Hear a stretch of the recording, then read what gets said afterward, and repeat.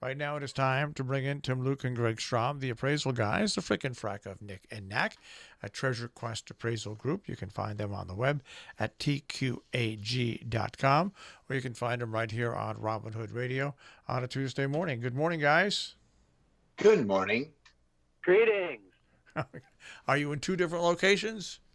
We are. I'm at home in Hobe Sound, and Tim is in Tampa. I'm in Tampa. I'm actually in a warehouse, no less.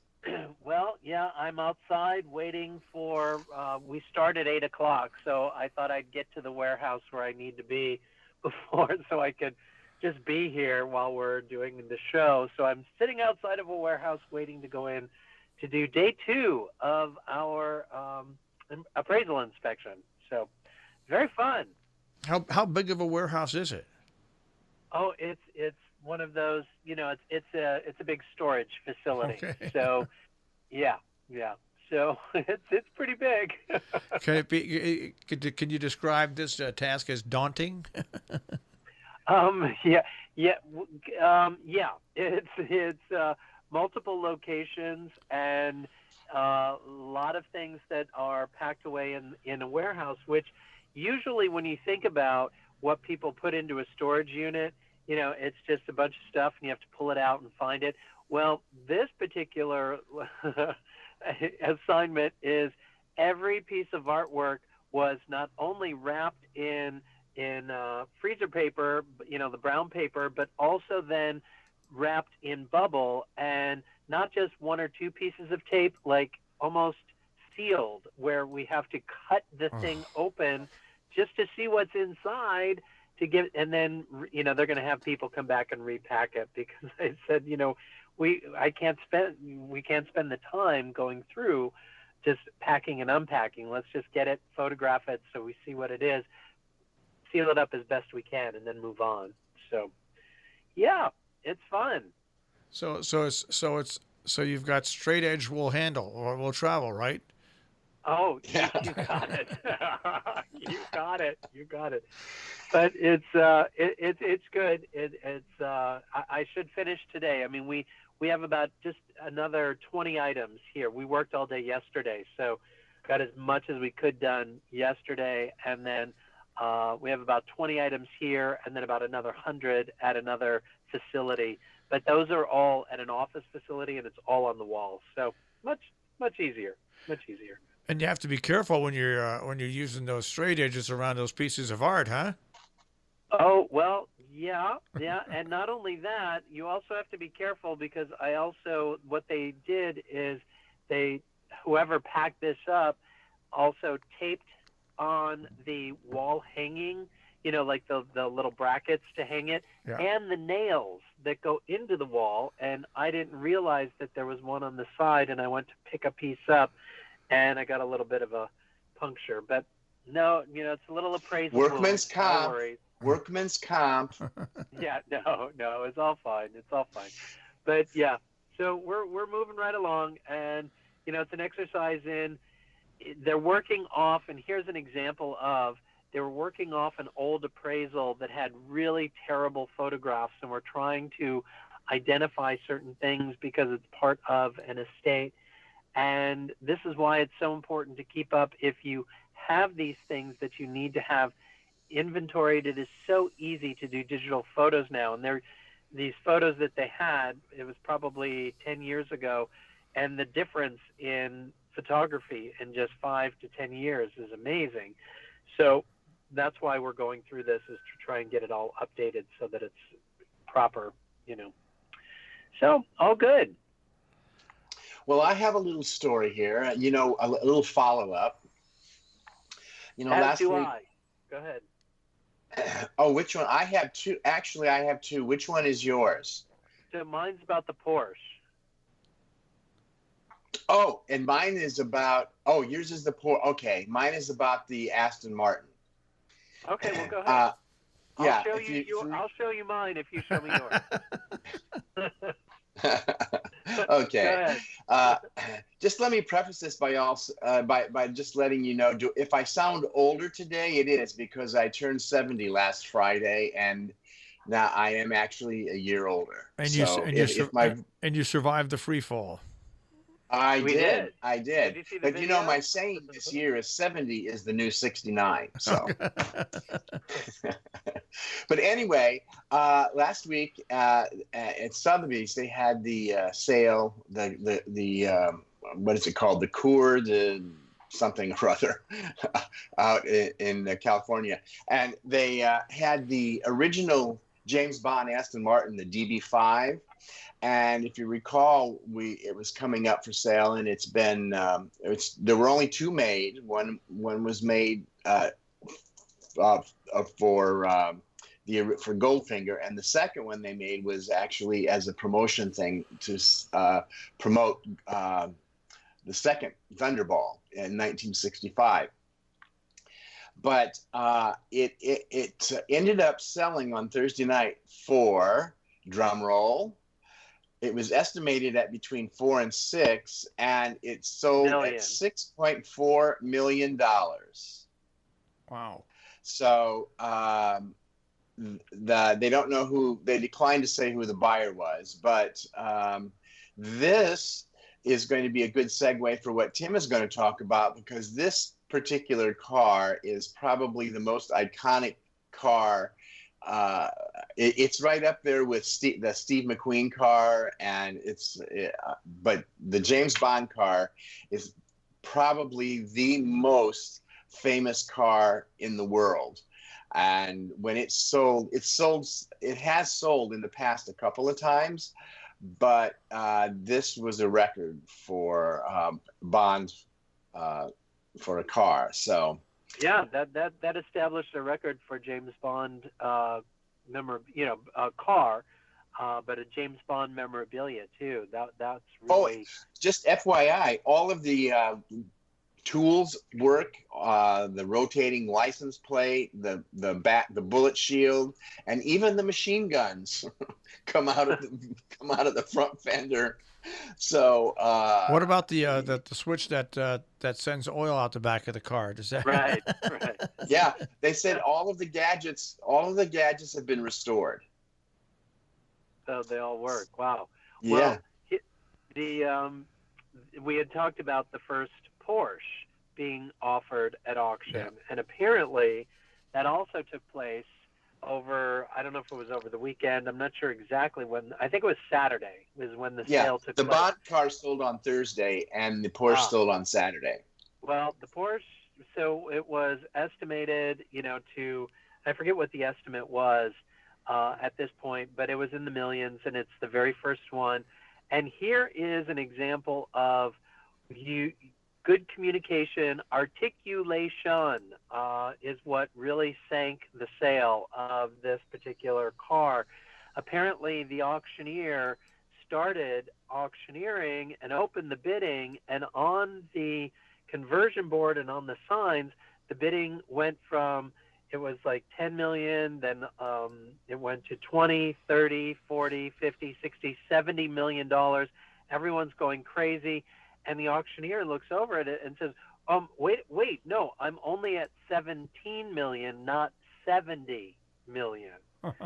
And the crowd went crazy. They were jeering, they were booing. And he said, no, we're only, let's fix that. We're only at 17. And of course, at this point, people started to leave and walked out because they thought that this was some sort of rigging, and they didn't trust what was going on, and the car didn't reach its reserve, which was probably 20 million, and it went unsold. And it by no other, it just was somebody at whoever was doing the conversion board probably heard whatever it was, 15. He was probably saying 15 million, and it was 50. Is what they heard. So it was 50. They say 16 million. 17 million. No, not 17, not 70, 17. According to the article, they started at 13, and the guy or whoever was running the board heard 30, and that's where it started, and it just kept getting more. Up. It just kept multiplying, and it, unfortunately, the auctioneer didn't catch it, And until it was so too late. And then when it they was too tried late. to, I'm sure everyone was thinking, wow, because that would have been just a record sale and just amazing. And of course, then when they say, no, it's not 70, it's 17, wow, everyone just was like, okay, no, we're done. We're out of here. No, I don't, what are you doing? Are they running the bids? What, anything like that reads into people will distrust and walk out. And unfortunately, Well, that's I what thought it happened. was also interesting in the article, they mentioned that overall the sale was down by what they normally were, what they were expecting. They were expecting it to do a lot higher, and it was significantly less than what they had anticipated. And the conjecture is that it's because of the stock market, what's been Well, yeah, happening this past week in the in stock the market. economy. But I'm not so sure that that's actually the case. When you're at that level, and there's a handful of these people who have that kind of liquidity, and these two cars, which were famous cars, I mean, just just by virtue of the fact that there's such a rarity on these items, I don't really think the market had that much to do with it, the stock market. So Well, I don't think you can blame the stock market on the poor. I think a lot of it had to do with just the cars themselves, I guess. So, well, it's a but it was combination, still a I good think. sale.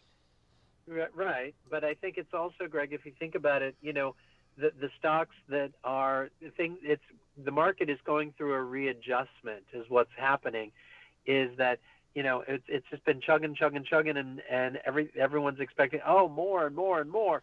Well, when there is that readjustment, it's like, well, this is a rare piece. Maybe if it doesn't sell and it's reoffered, they can get it at a better price.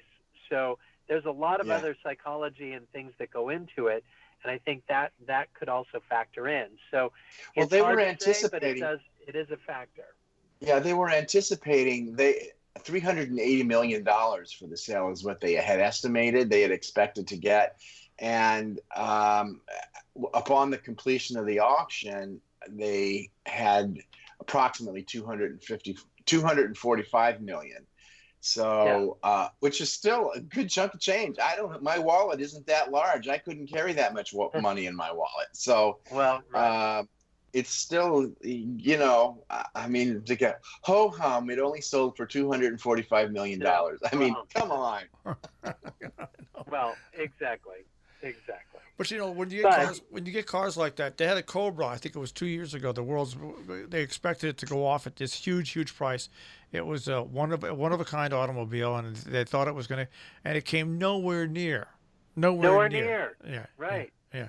I think that sometimes there's big hype, and I think that because we've seen these amazing numbers come through, is that then we come to expect that all the time, as opposed to, well, wait, yeah, okay, it's rare, but that doesn't mean it's going to sell for 100 times what you're estimating it. Let the market dictate where it's supposed to sell. And that's, And what do we I think, say? How many times have you heard us say that? The market will dictate where it is going to sell. And yeah, that is tried and true, and it just does not change. It only takes two people to bid something up, and these two people only, the people that were bidding on these things, they went where they wanted to spend, and that's what it was worth. So I have to laugh when I see that $245 million was a flop. I mean, come on. I know it makes you guys say flop. well, Well, right. it's not what it didn't meet expectations. That's it. That's what it is that that's what I'm getting at, is that I think that their expectations may have also been fueled by their sellers' expectations of, well, I want this, or you can't have the car in the sale. So a lot of it is a lot of that wheeling and dealing, just trying to get it into the sale with hopes that, well, if we promote it enough, maybe we will get that. So it's a little bit on both sides, and really at the end of the day, it's a good indicator hey, here's where it is, and you go in with not so high of expectations the next time, and then they exceed them. So hopefully. All right. Well, so what's your next? What does your next week look like? You guys? Well, actually, this coming Friday, I'm having a little shoulder procedure done on my left shoulder. Is that from So, was that from your skydiving? No, actually, it's not. It's from an old. It's the sins of my childhood coming back to haunt me, and it's turned into arthritis. I used to be a competitive springboard diver, and I was training, and I was working on a forward 2.5 somersault, and my hand slipped off my knee, and it went out, and the torque of my body spinning was faster than the arm out, and I tore the rotator cuff. So I had it repaired, and all these many years later, it has turned into arthritis. And as I say, the sins of my childhood have come back to bite me in the butt. So I have to have it worked on this week, and hopefully, I have to have it done because that's my skillet arm. I have to use that arm when I'm lifting skillets. So I was going to say this: we have important things and we have important things, but you can't lose the skillet arm. You can't change arms. You can't go to another skillet arm. So that's what I'm doing this week, and for the next couple of weeks, recovering from that. But Tim, I think you have. I'll get back tomorrow. I'll drive back. I should finish here today, and then drive early in the morning because it's about a 3.5, 4-hour drive. So I'm gonna do it in the morning tomorrow, and just a couple other little appraisals that I have toward the end of the week, and then helping Greg on Friday. So. All right. Well, yeah. I'm hoping that this surgery is going to also help my golf game. Whether it will or not is debatable, but I'm hoping it's going to help my golf game. The easiest way to help your golf game is alcohol after the golf game. That's the easiest way. Or during. All right, guys. I'll speak to you next week. Okay, have a great week, Marshall. Take care. Take care, buddy. Bye. Tim Luke and Greg Schramm, the appraisal guys, the frickin' frack of Nick and Knack, Treasure Quest Appraisal Group, TQAG.com with Appraise. This